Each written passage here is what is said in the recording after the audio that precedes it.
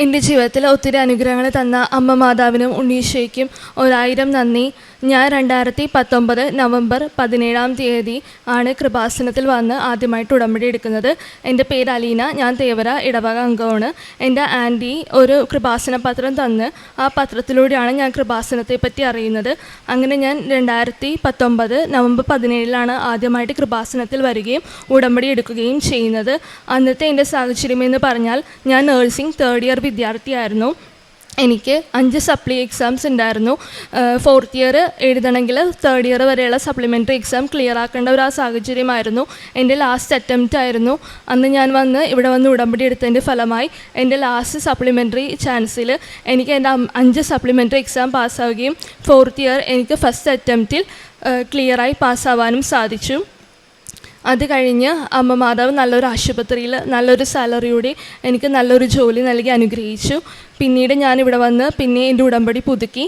അങ്ങനെ OET 3 തവണയും IELTS 1 തവണ എഴുതി. പിന്നെയും ഞാൻ പരാജയപ്പെട്ടു. എന്നാലും അമ്മ മാതാവിലുള്ള വിശ്വാസം ഞാൻ കാത്തു സൂക്ഷിച്ചു.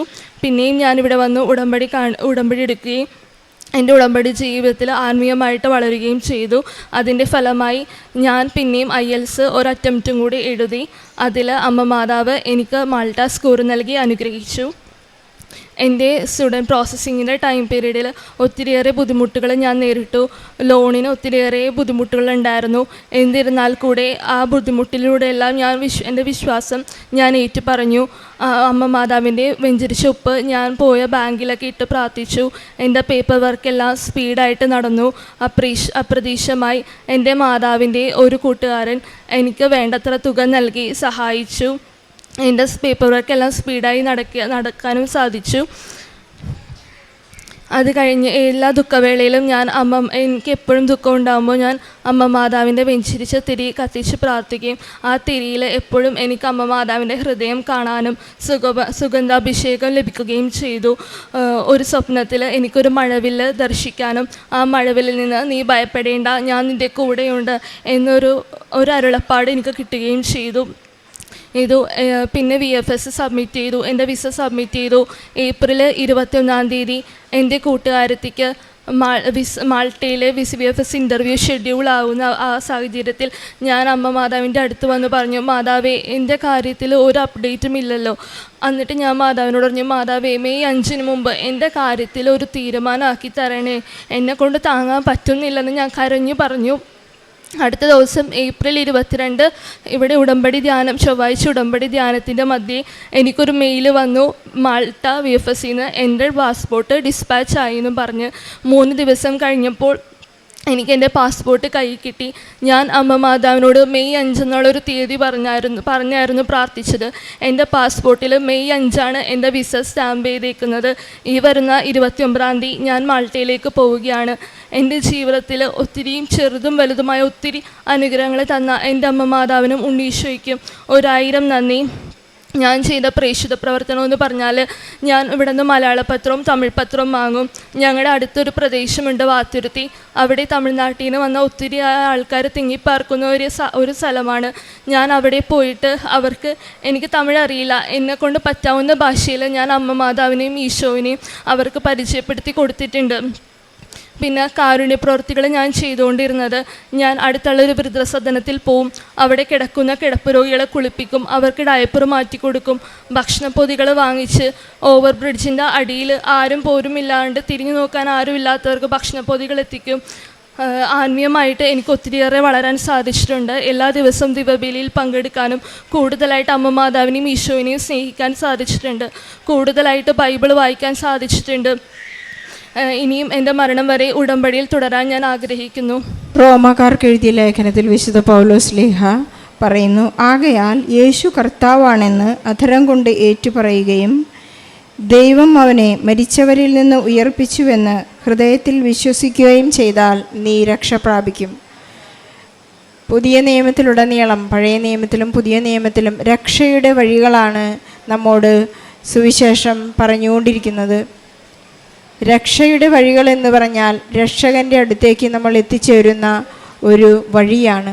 രക്ഷകനിലേക്ക് നമ്മൾ എത്തിച്ചേരുന്ന മാർഗമധ്യേ നമ്മുടെ ഒരു മീഡിയേറ്ററാണ് പരിശുദ്ധ അമ്മ സഹരക്ഷകയാണ്. നമ്മളെ രക്ഷിക്കുന്നത്, നമ്മുടെ രക്ഷയിൽ സഹകരിക്കുന്ന, സഹായിക്കുന്ന, പരിപാലിക്കുന്ന അമ്മയാണ് നമ്മോട് കൂടെയുള്ളത്.